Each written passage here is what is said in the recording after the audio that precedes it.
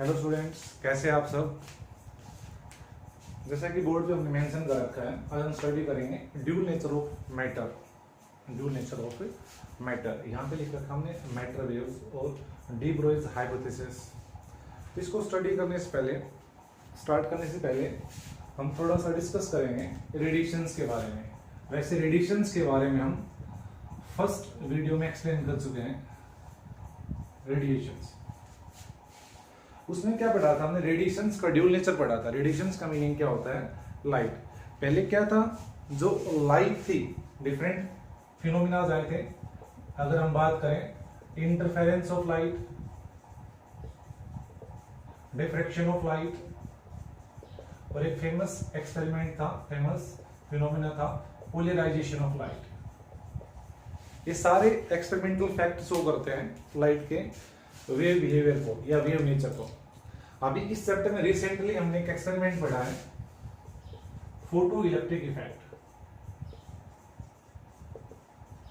Photo electric effect, ये experiment क्या show करता है कि जो लाइट का नेचर है वो पार्टिकल नेचर है। Light has a particle nature, light has a particle nature. और ये फिनोमिनाज है, ये क्या एक्सप्लेन करते हैं, light has a wave nature. इनके अलावा और एक्सपेरिमेंट भी है। अगर हम बात करें Compton effect, black body radiations, black body radiation experiment जो मैक्स प्लैंक ने दिया था। ये तीनों एक्सपेरिमेंट कब एग्जामिन कर पाते हैं, जब लाइट का जो नेचर है वो कैसा होगा, पार्टिकल नेचर। और तीनों एक्सपेरिमेंट कब पॉसिबल है, जब फोटोन क्या करेंगे, इंसिडेंट करेंगे।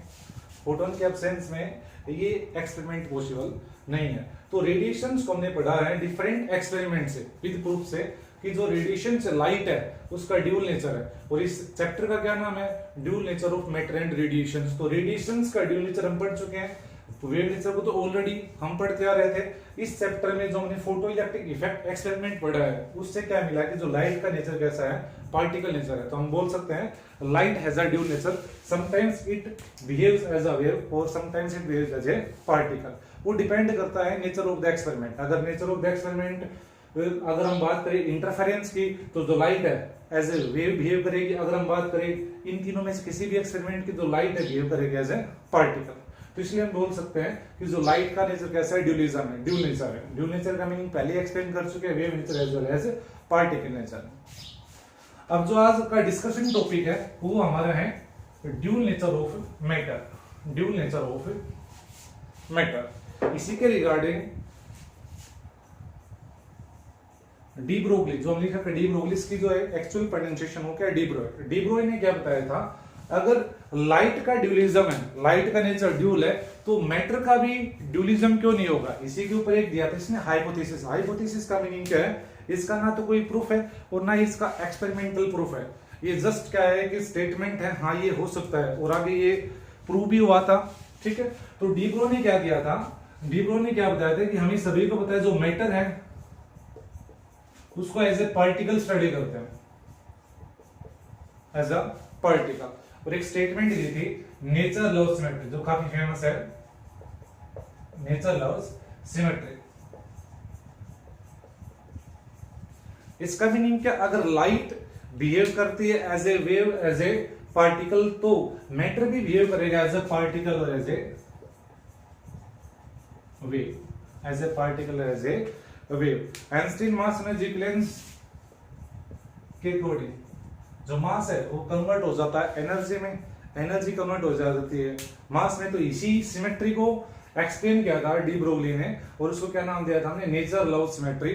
और यहां से क्या बताया था कि जो मैटर है वो वेव की तरह भी क्या करेगा, बिहेव करेगा, वेव की तरह भी क्या करेगा, बिहेव करेगा। इसी के बिहार पे उन्होंने एक स्टेटमेंट दी थी, हाइपोथेसिस, या एक हाइपोथेसिस दी थी, उसको क्या नाम देंगे हम, डी ब्रोय हाइपोथेसिस। और इधर से जो वेव्स एसोसिएटेड होती है या वेव्स जनरेट होती है, उन वेव्स को बोलते हैं हम मैटर वेव्स। अब हम स्टडी करेंगे ड्यूल नेचर ऑफ मैटर में डी ब्रोय हाइपोथेसिस। तो डी ब्रोय हाइपोथेसिस ने क्या बताया था कि जो मैटर है उसका भी ड्यूलिंग नेचर है। पार्टिकल नेचर तो हमें पता है, और वेव नेचर भी क्या करता है, एग्जिबिट करता है। तो इसमें according to the de Broglie hypothesis, every moving particle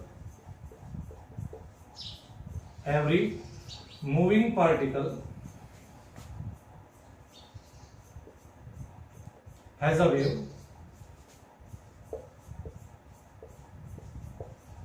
associated with it,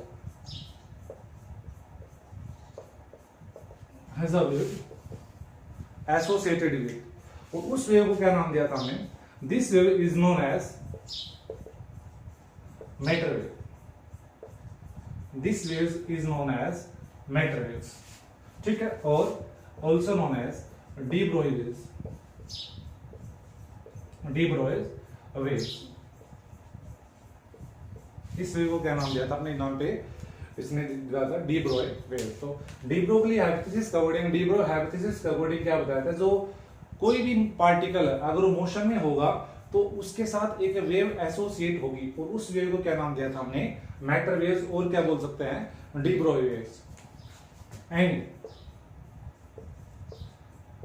the wavelength associated with it, wavelength associated with these waves, wavelength associated with these waves is known as de Broglie wavelength। wavelength associated with these waves is known as de Broglie wavelength, which can be written as lambda is equal to h by p, lambda is equal to h by p, h by p। तो यहाँ पे क्या? Lambda be the wavelength of the particle, चाहे particle kinetic particle या quantum particle है। h क्या? Planck's constant. p क्या? Momentum, या मोमेंटम क्या होता है? Product of the mass and velocity. m क्या? मास of the particle. And v क्या? Velocity of the moving particle. ठीक है, किसी भी पर्टिकुलर पार्टिकल के लिए, ठीक है, पर्टिकुलर मैटर के लिए जो ये वेवलेंथ का फॉर्मूला आएगा उसको क्या बोलेंगे हम? D Broglie wavelength. और यही वेवलेंथ फोटोन के लिए भी वैलिड है। फोटोन क्या है? Photon is a quantum particle, photon is a quantum particle. Photon क्या है? Quantum particle. ठीक है, जो वेवलेंथ है lambda is equal to h upon में p, h अपॉन में p, ये फोटोन के लिए भी क्या है? वैलिड है। और फोटोन क्या है? Quantum particle. तो यहाँ पे पार्टिकल है, कौन सा particle? Quantum particle. Quantum particle जब मूव करेगा किसी पर्टिकुलर वेलोसिटी से तो वेव को प्रोड्यूस करेगा, वेव को क्या करेगा? जनरेट करेगा। तो उस वेव को क्या बोलेंगे हम? D Broglie wavelength. क्या नाम देंगे हम? D Broglie wavelength. यहाँ पे क्या है? हमने फोटोन को वेव नहीं कहा है। ये इसका मीनिंग क्या? अगर फोटोन रेस्ट में होगा तो डी ब्रोगली वेवलेंथ क्या हो जाएगी? अगर v इज इक्वल टू 0 तो p is equal to 0, h upon में 0, समथिंग अपॉन में 0 क्या होता है? Infinite. Wavelength can not be determined, wavelength can not be detected. अगर किसी पर्टिकुलर वेलोसिटी से मूव करेगा तो हमें लैम्डा की वैल्यू फाइंड आउट होगी। और इसका मीनिंग क्या है? अब मोमेंटम किसका पढ़ते हैं हम? मोमेंटम किसका पढ़ते हैं हम? पार्टिकल का। और वेवलेंथ किसकी पढ़ते हैं हम? वेव की। तो पार्टिकल के साथ एक वेव एसोसिएट होती है, उस वेव को क्या बोलते हैं हम? D Broglie wavelength. ठीक है, हर पार्टिकल के लिए क्या है? एप्लीकेबल है। फोटोन के लिए भी एप्लीकेबल है, इलेक्ट्रॉन के लिए एप्लीकेबल, हमारे लिए भी क्या है? एप्लीकेबल। मेजर होगी या नहीं होगी वो हम आगे डिस्कस करते हैं।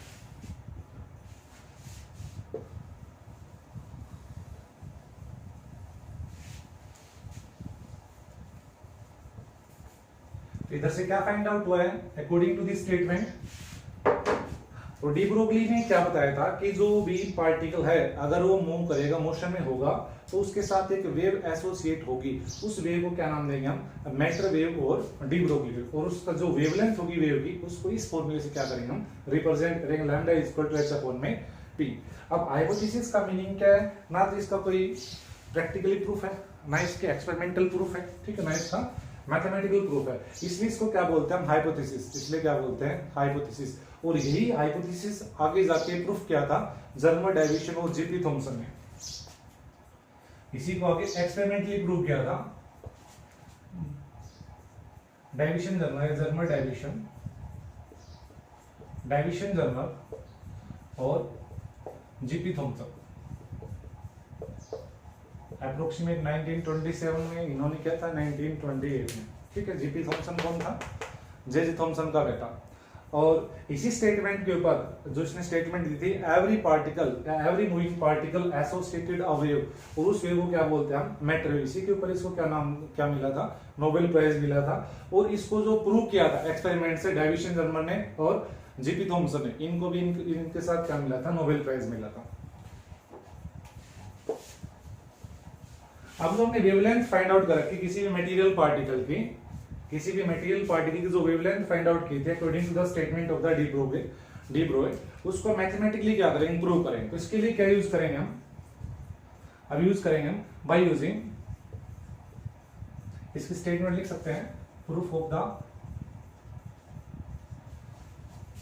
D Broglie wavelength. तो इसके लिए क्या करेंगे, by using Einstein mass energy equivalence, Einstein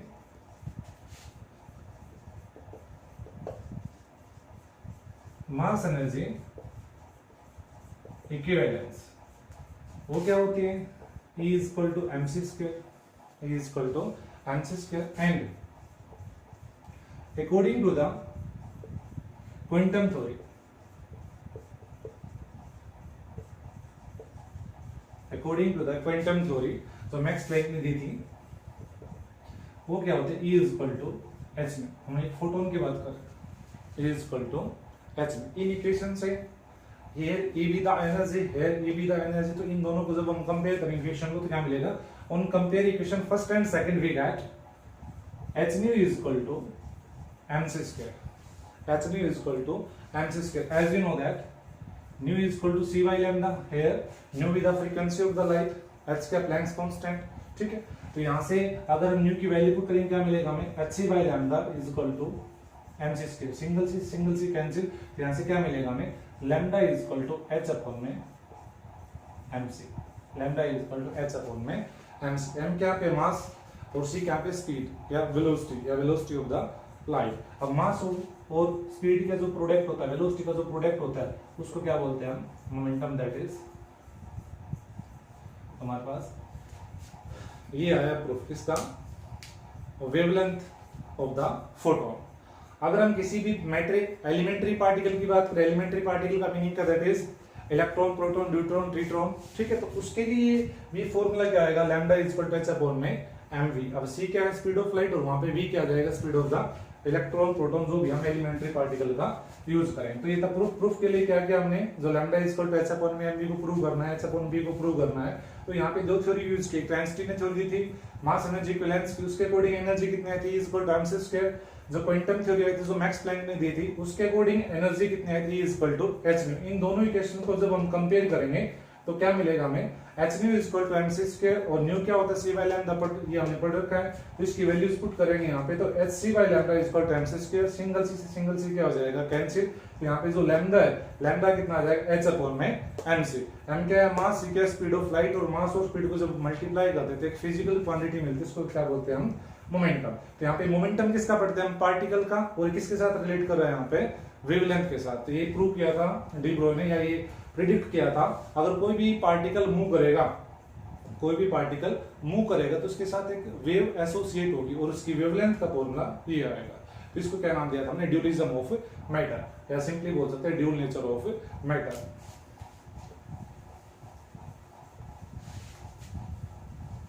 तो ये फॉर्मूला है हमारे पास, lambda is equal to H by V. अगर हम मान लेते हैं फॉर एन इलेक्ट्रॉन, अगर हम एक इलेक्ट्रॉन की बात करें, इलेक्ट्रॉन का मास मान लिया हमने हम, और इसकी वेलोसिटी हमने मान ली भी, तो जो ये डी ब्रोई हाइपोथेसिस के अकॉर्डिंग वेवलेंथ आई थी, इसको कैसे लिखेंगे हम, for electron lambda is equal to H upon में एमबी, इलेक्ट्रॉन और any particle,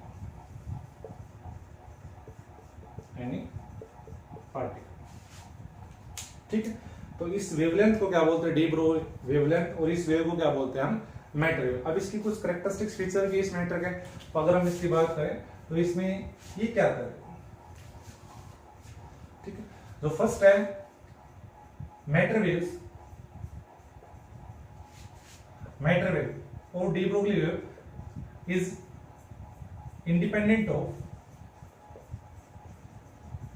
independent of charge and nature, charge and nature. ये ना तो चार्ज पे डिपेंड करती है, ठीक है। फोटोन में हम चार्ज नहीं पढ़ा है, न्यूट्रॉन के लिए भी स्टेटमेंट एप्लीकेबल है, अभी हमने पढ़ा था, ये फोटोन के लिए भी वैलिड है, चार्ज पार्टिकल के लिए क्या है, वैलिड। तो इसका मीनिंग है जो मैटर वेव्स है वो चार्ज पे डिपेंड नहीं करती है, किसी भी मटेरियल के नेचर के ऊपर डिपेंड नहीं करती है, किसी भी मैटर के नेचर के ऊपर डिपेंड नहीं करती है। इसका मीनिंग क्या है, matter waves is not a electromagnetic waves. तो सिंपली बोल सकते हैं नेक्स्ट स्टेटमेंट पे, matter waves is not a electromagnetic waves. अब इलेक्ट्रोमैग्नेटिक वेव्स क्या होती हैं? Electromagnetic waves the waves which produced due to the oscillated charge particle, जो चार्ज एसिलेट करते हैं, मूव करते हैं, उनके कारण जो वेव्स प्रोड्यूस्ड होती है उसको क्या बोलते हैं हम? Electromagnetic waves. अब ये डिपेंड नहीं करती है चार्ज के ऊपर, और जो चार्ज पे डिपेंड नहीं करती वो कौन सी वेव्स नहीं होती हैं? इलेक्ट्रोमैग्नेटिक वेव्स, ठीक है।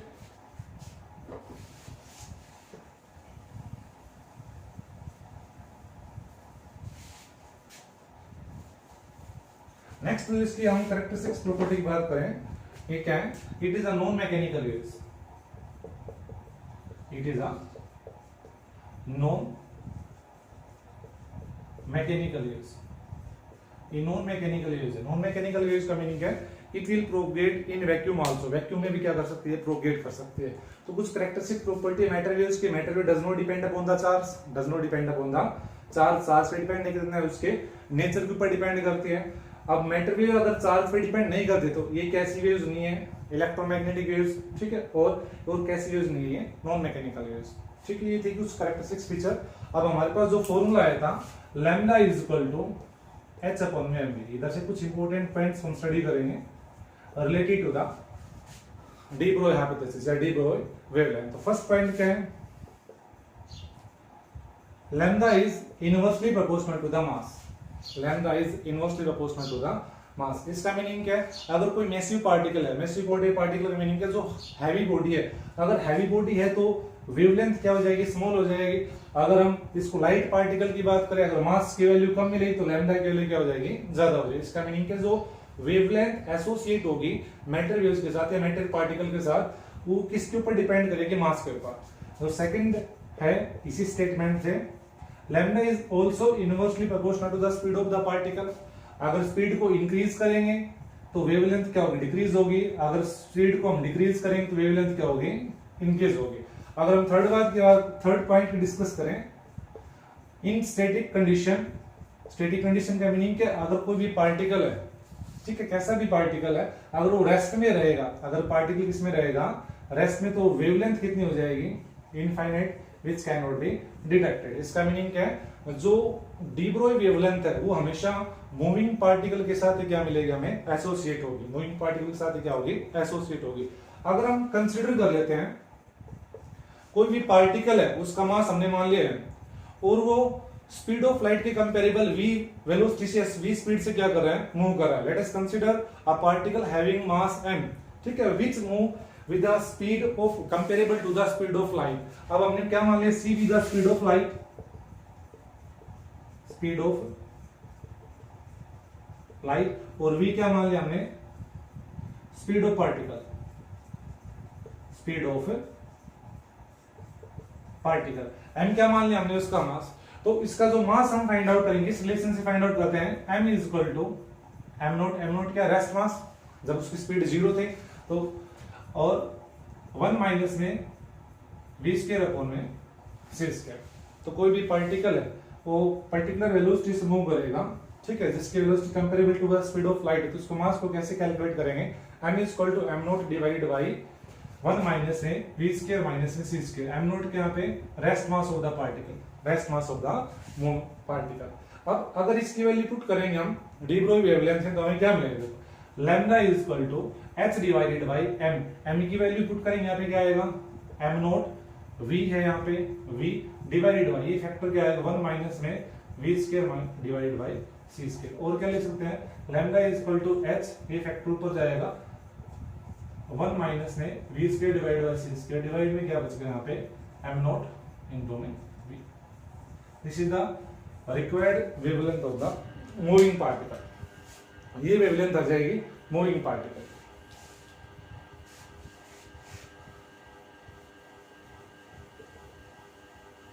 अब नेक्स्ट वन हम डिस्कस करेंगे डी ब्रोगली वेवलेंथ पे। जो डी ब्रोगली हमने वेवलेंथ फाइंड आउट की थी, lambda is equal to H upon में M V. Lambda is equal to H upon में एम वी। ये इलेक्ट्रॉन के लिए डिस्कस फाइंड आउट करेंगे हम। इलेक्ट्रॉन कोई भी एसिलेटिंग पार्टिकल है, हमने मान लिया एलिमेंट्री पार्टिकल इलेक्ट्रॉन को लेते हैं।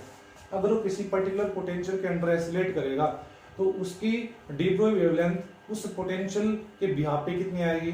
एक हमने 11th क्लास में हमने काइनेटिक थ्योरी ऑफ गैसेस पढ़ा था, काइनेटिक थ्योरी ऑफ गैसेस। अब गैस में नंबर ऑफ मॉलिक्यूल्स होते हैं, वो भी रेंडमली मूव करते हैं, ठीक है। उस पार्ट पे हम D Broglie wavelength find out करेंगे गैस मॉलिक्यूल्स की, ठीक है।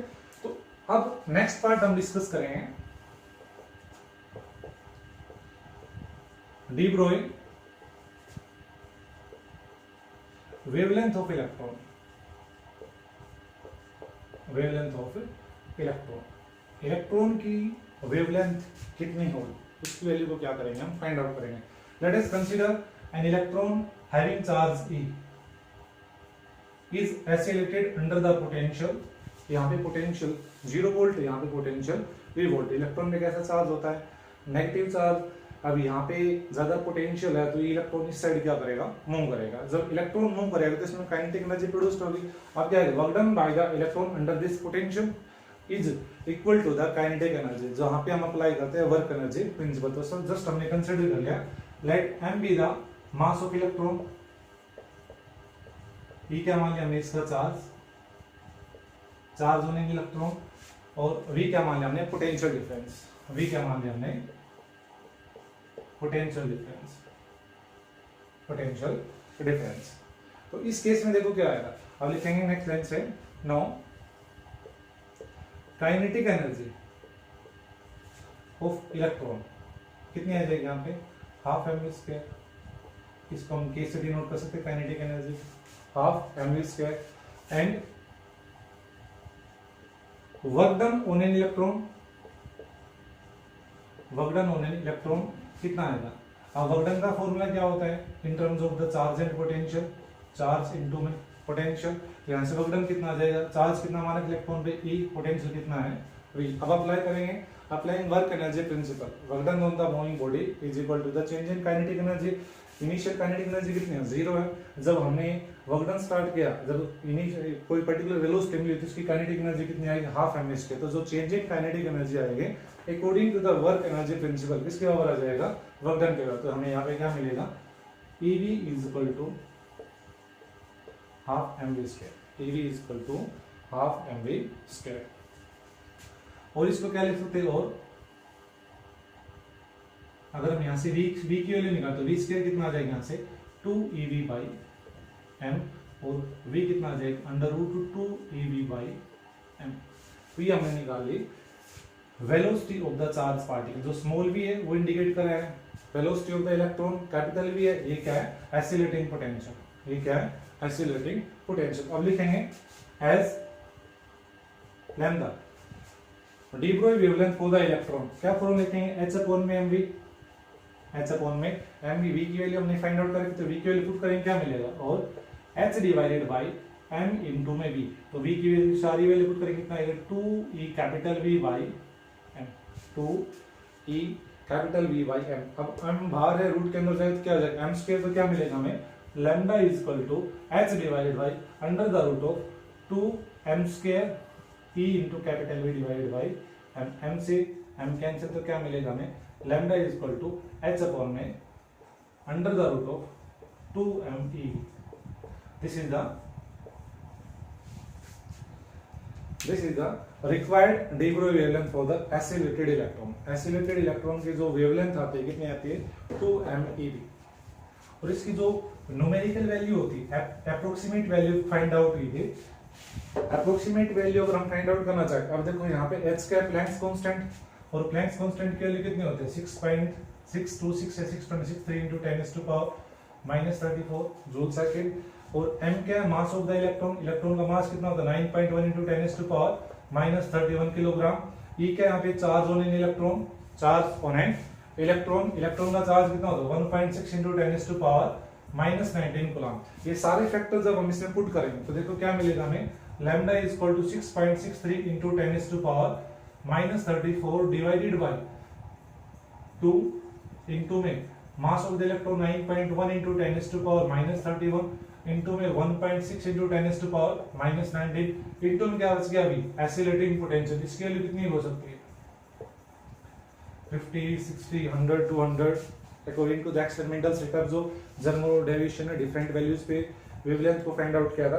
जब इस सारी वैल्यूज सारे टर्म को जब सोल्व करते हैं तो हमारे पास अप्रोक्सीमेट वैल्यू आती है under the root of 150 divided by v, और ये टर्म आती है हमारी एंगस्ट्रॉम में इनटू में 10⁻⁻10, और इसको सोल्व करेंगे तो 12 का स्क्वायर क्या होता है 144, तो इसकी जो अप्रोक्सीमेट वैल्यू आएगी कितनी आएगी यहाँ पे 12.27 divided by under the root of v angstrom. This is the approximate value of de Broglie wavelength for the accelerated electron. Electron की जो de Broglie wavelength होगी कितनी होगी। अब एक तो पोटेंशियल टर्म में हमारे पास फॉर्मूला आ गया lambda is equal to h upon में 2 into mass of the electron into में charge on the electron into में v, और एक इधर से हम फाइंड आउट कर सकते हैं जैसे हमने यहाँ पे लिखा था जो काइनेटिक एनर्जी है वो किसके बराबर आ जाएगी आपकी E इंटू में भी। अगर हमारे पास डायरेक्ट काइनेटिक एनर्जी की वैल्यू हो तो हम ये फॉर्मूला भी यूज कर सकते हैं। तो हमारे पास क्या है ये formula lambda is equal to h divided by under the root of 2 into में m इंटू में k। एक फॉर्मूला हमारे पास ये आ जाए तो lambda is equal to h upon में 2 इंटू m इंटू में काइनेटिक एनर्जी स्टोर होगी in the form of the, या वर्क डन स्टोर होगा in the form of the kinetic energy. तो इधर से हमने वैल्यू EV की वैल्यू इसके बराबर आई थी काइनेटिक एनर्जी, इसमें हमने क्या कर दिया पुट, तो हमारे पास क्या आएगा lambda is equal to h upon में under the root of 2m of its kinetic energy. अब इसी के बिहाफ पे हम गैस मॉलिक्यूल्स का डी ब्रोगली वेवलेंथ को फाइंड आउट कर सकते हैं, और de Broglie wavelength gas molecules के साथ कैसे रिलेट करेगी, किसी बुक में इसका रिलेशन रखा है relation between the D Broglie wavelength with the temperature, या किसी बुक में लिख रखा है D Broglie wavelength for the gas molecules. तो गैस मॉलिक्यूल्स की डी ब्रोगली वेवलेंथ कितनी आएगी, D Broglie wavelength of gas molecules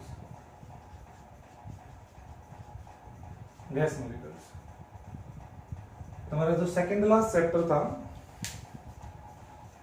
11th class में काइनेटिक थ्योरी ऑफ गैस में हमारे अभी यहाँ पे जो फॉर्मूले आए थे कौन कौन से थे, lambda is equal to h upon में हमने डी ब्रो हाइपोथेसिस इलेक्ट्रॉन के लिए दो फॉर्मूले आए थे, एक तो क्या था h अपॉन में under the root of 2m into में काइनेटिक एनर्जी, एक क्या था lambda is equal to h upon में under the root of 2m e into में we have v with the accelerating potential k with the kinetic energy. तो इसी के behalf पे अगर हम गैस मॉलिक्यूल्स की डी ब्रोगली वेवलेंथ को फाइंड आउट करेंगे तब तो हमें क्या मिलेगा। तो सबसे पहले हमने कंसीडर कर लिया कोई भी एक हमने गैस कंटेनर मान लिया, उसमें डिफरेंट गैस मॉलिक्यूल्स है और एक पर्टिकुलर रैंडमली मूव कर रहे हैं किसी पर्टिकुलर वेलोसिटी से, this are the direction of the velocity of the gas molecules. अब हमें पता है कि जो काइनेटिक एनर्जी होती है गैस मॉलिक्यूल्स की वो कितनी होती है, as we know that the kinetic energy of the gas molecules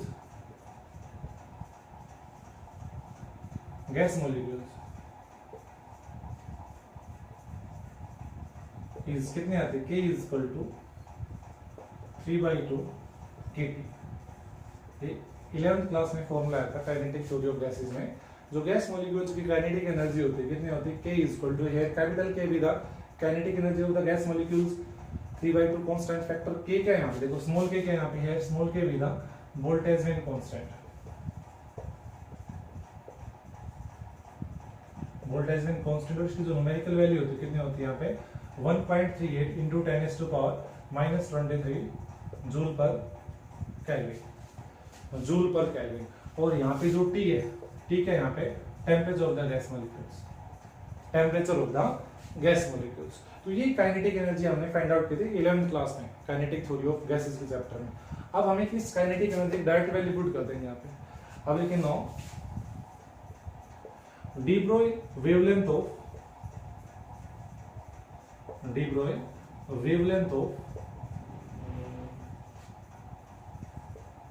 gas molecules, gas molecules की डी ब्रोई वेवलेंथ कितनी आएगी? तो इसमें डायरेक्ट वैल्यूज पुट करें, क्या आएगा? Lambda is equal to h divide by under the root of 2m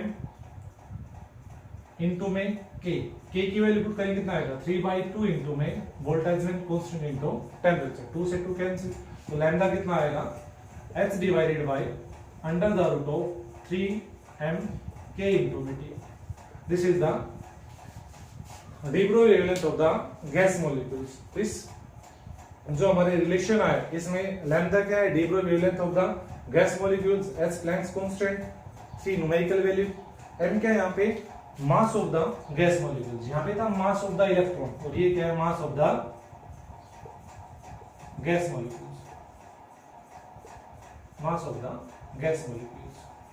इसमें just question आएंगे तो यही पूछते हैं कि जो डी ब्रोई वेवलेंथ है वो टेम्परेचर के साथ कैसे रिलेट करती है। तो जो टेम्परेचर के साथ इसका फॉर्मूला है कैसा आएगा? Lambda is inversely proportional to the under the root of. अगर टेम्परेचर को इंक्रीज करेंगे, गैस मॉलिक्यूल्स के जो टेम्परेचर को इंक्रीज करेंगे तो डी ब्रोई वेवलेंथ क्या होगी? डिक्रीज होगी। डी ब्रोई वेवलेंथ क्या होगी? डिक्रीज होगी। अगर टेम्परेचर को डिक्रीज करेंगे तो डी ब्रोई वेवलेंथ क्या होगी? इंक्रीज होगी। एक ही फैक्टर है de Broglie wavelength of the gas molecules. अब इनके ग्राफ स्टडी करते हैं इन फॉर्मूले के लिए पे।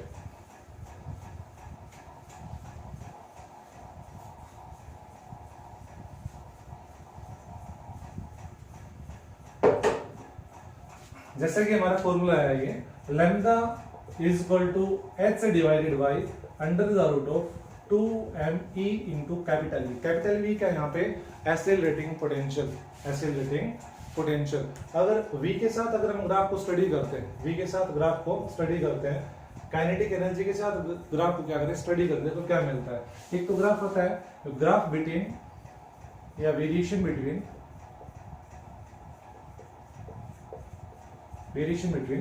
Lambda and under the root V और lambda and 1 by under the root of V। तो इसमें हम कैसे ग्राफ को स्टडी करेंगे? तो इसका जो वेरिएशन है देखो कैसा आएगा। यहाँ पे मान लिया डी ब्रोई वेवलेंथ और यहाँ पे मान लिया हमने एक्सीलरेटिंग पोटेंशियल, सेम यहाँ पे हमने मान लिया डी ब्रोई वेवलेंथ और यहाँ पे हमने मान लिया accelerating potential. De Broglie wavelength is inversely proportional to the accelerating potential या root of inversely proportional to the accelerating potential. ये क्या? Lambda is directly proportional to the 1 by root of accelerating potential. तो इसका curve कैसा आएगा? इसका curve आएगा हमारा नॉन लीनियर और इसका कर्व कैसा आएगा? लीनियर। इसका कर्व कैसा आएगा? लीनियर। अगर हम मास के साथ स्टडी करें तो मास के साथ भी कैसा आएगा? Lambda is inversely proportional to the under the root of mass of the gas molecule है, तो गैस मॉलिक्यूल पार्टिकल है तो पार्टिकल। तो इसका जो ग्राफ आएगा वो किस टाइप का आएगा? हमारा same non linear graph under the root of m lambda. तो कैसा आएगा? अगर मास की वैल्यू को इंक्रीज करेंगे तो वेवलेंथ क्या होगी? डिक्रीज होगी। वेवलेंथ क्या होगी? डिक्रीज। अगर मास को डिक्रीज करेंगे तो वेवलेंथ क्या होगी? इंक्रीज होगी। अब बात आती है कि जो डी ब्रोई हाइपोथेसिस आएगा ये किस किस पार्टिकल के लिए एप्लीकेबल है? मैसिव बॉडी के लिए एप्लीकेबल है या नहीं है? एलिमेंट्री पार्टिकल जो यूनिवर्स में elementary particles like electron, proton, neutron, alpha particle, triton, उनके लिए एप्लीकेबल है या नहीं है? उसके लिए उन्होंने एक एग्जांपल लिया था कि अगर कोई भी हमने मान लिया, कोई पर्सन मान लिया और इसका मास हमने कंसीडर कर लिया 100 किलोग्राम, 100 किलोग्राम मास है, ठीक है, और कोई पर्टिकुलर वेलोसिटी मान लिया हमने 10 मीटर पर सेकंड, 10 मीटर पर सेकंड स्पीड से क्या कर रहा है? ये मूव कर रहा है। तो इसके हमने डी ब्रोगली वेवलेंथ निकालनी है। क्या निकालनी है हमने यहाँ पे? D Broglie wavelength. तो डी ब्रोगली वेवलेंथ निकालने के 3 फॉर्मूले हैं, first formula, second formula, third formula. तो फर्स्ट फॉर्मूले का यूज कर सकते हैं। तो हमें देखो क्या मिलेगा, lambda is equal to h की वैल्यू 6.62 into 10 to power -34 divided by mass of the man कितना है? 10 kilogram, 10 kilogram in sorry 100 kilogram, और वेलोसिटी कितनी है इसकी? 10 मीटर पर सेकंड। जब इसको सोल्व करते हैं तो 3 पॉजिटिव और ऊपर जाके नेगेटिव, तो कितना आएगा? 6.62 into 10 to power -37 metre, 10⁻⁻37 metre. अब जो ये वेवलेंथ है ये क्या है, very very small, very very small, ये बहुत ही स्मॉल वेवलेंथ है। और एक्सपेरिमेंटल डाटा के बिहाफ पे या एक्सपेरिमेंटल स्टडी के बिहाफ पे हम 10⁻³ या 0.00 समथिंग जो टर्म आएगी इन एंगस्ट्रॉम की फॉर्म में, फॉर एग्जांपल अगर हम बात करें फ्री एंगस्ट्रॉम 10⁻³ अगर हम एंगस्ट्रॉम की बात करें तो इतनी वैल्यूज को हम इजीली या एक्सपेरिमेंटल डाटा के बिहाफ पे या कोई भी डिटेक्टर होगा उससे डिटेक्ट कर सकते हैं। अगर इससे और छोटी वेवलेंथ मिलेगी तो हम कभी भी इसको डिटेक्ट नहीं कर पाएंगे। तो इसको क्या बोलेंगे, very very small. So it can not detected, it can not detected. तो मेसिव पार्टिकल के लिए या मेसिव बॉडी के लिए एप्लीकेबल नहीं है, मेसिव बॉडीज के लिए ये एप्लीकेबल नहीं है। डी ब्रोई वेवलेंथ जो हमारी आई थी ये मेसिव बॉडी के लिए एप्लीकेबल नहीं है। अगर हम बात करें for elementary particle, for elementary particle, elementary particles क्या होते हैं, लाइक इलेक्ट्रॉन, प्रोटॉन, ठीक है, अल्फा पार्टिकल, ड्यूट्रॉन, ट्रिटॉन, ये सारे क्या हैं, एलिमेंट्री पार्टिकल। अगर हम एक इलेक्ट्रॉन के साथ रिलेट करेंगे, भाई इलेक्ट्रॉन की डी ब्रोई वेवलेंथ कितनी आएगी, तो उसको जब हम कैलकुलेट करेंगे, फॉर एग्जांपल हमने मान लिया कोई इलेक्ट्रॉन है, दिस इज द इलेक्ट्रॉन, और इलेक्ट्रॉन का भी चार्ज पता है कितना होता है 1.6, चार्ज का तो कोई रिलेशन नहीं इस फॉर्मूले में। तो मास कितना होता है इलेक्ट्रॉन का, m is equal to 9.1 into 10⁻⁻31 kilogram. और इलेक्ट्रॉन की जो स्पीड है, आप बोर्स एटॉमिक मॉडल में नेक्स्ट चैप्टर में पढ़ेंगे एटॉम और न्यूक्लियाई में कि कोई भी इलेक्ट्रॉन जब रिवॉल्व करता है न्यूक्लियस के अराउंड तो उसकी जो स्पीड है वो हम कैलकुलेट करते हैं 10⁻⁶ मीटर पर सेकंड के अप्रोक्सीमेट 10⁻�6 मीटर पर सेकंड। अब हम इसको यूज करेंगे इस फॉर्मूले में। तो देखो D Broglie wavelength for electron कितनी आएगी, h की वैल्यू पुट करेंगे 6.62 into 10⁻⁻34 divided by 9.1 into 10⁻⁻31 into में 10⁻6। अब इसको सोल्व करेंगे तो क्या मिलेगा, 9.1 इंटू 10⁻⁻31 10⁻⁻6। इधर से जब सोल्व करेंगे तो क्या मिलेगा, यहां से पावर को कैंसिल करेंगे, क्या आएगा आपका -3। अब ये ऊपर जाके किसकी हो जाएगी माइनस की, तो क्या मिलेगा हमें 6.62 डिवाइड बाई 9.1 इंटू 10⁻⁻9 इतना बचेगा -34 -31, तो 31 से 31 कैंसिल -3 प्लस 6 ऊपर जाके हो जाएगा माइनस का, तो क्या है 10⁻⁻9। और इसकी जो अप्रोक्सीमेट वैल्यू आती है वो कितनी आती है 7 point something into 10⁻⁻9 metre, which can be detected, which can be detected। तो इसका मीनिंग क्या, जो डी ब्रोई हाइपोथेसिस के अकॉर्डिंग वेवलेंथ आई थी, मींस मैटर वेव में जो वेवलेंथ एसोसिएट होगी वो मेसिव बॉडी के लिए एप्लीकेबल नहीं है, मेसिव बॉडी के लिए एप्लीकेबल नहीं, ओनली किसके लिए एप्लीकेबल है, एलिमेंट्री पार्टिकल के लिए। अब अगर हम प्रोटॉन की बात करें, प्रोटॉन का मास क्या होता है, अलग होता है, प्रोटॉन के लिए इसकी वैल्यू अलग आएगी, ड्यूट्रॉन की वैल्यू इसकी अलग आएगी, ट्रिटॉन की वैल्यू इसकी वैल्यू अलग आएगी, अल्फा पार्टिकल के लिए इसकी वैल्यू क्या आएगी, अलग अलग आएगी। और यही ये न्यूट्रॉन के लिए भी एप्लीकेबल है, क्योंकि अभी हमने पढ़ा था जो मैटर वेव्स होती है वो चार्ज के ऊपर डिपेंड नहीं होती है, चार्ज के ऊपर डिपेंड नहीं करती, इसलिए किसके लिए एप्लीकेबल है, न्यूट्रॉन के लिए भी एप्लीकेबल है। तो आज के लिए हमारा डी ब्रोई हाइपोथेसिस पढ़ा है, मैटर वेव्स पढ़ा है, अच्छे से पढ़ना। नेक्स्ट जो वीडियो आएगा प्योरली हमारे एनसीईआरटी बेस्ड क्वेश्चन और न्यूमेरिकल्स क्या करेंगे उसमें सोल्व करेंगे। उससे पहले जो भी फॉर्मूले हमने डिस्कस किए हैं आइंस्टीन फोटोइलेक्ट्रिक इक्वेशन में और जो डी ब्रोई हाइपोथेसिस में जो फॉर्मूले हैं उनको एक बार अच्छे से पढ़ना। Thank you.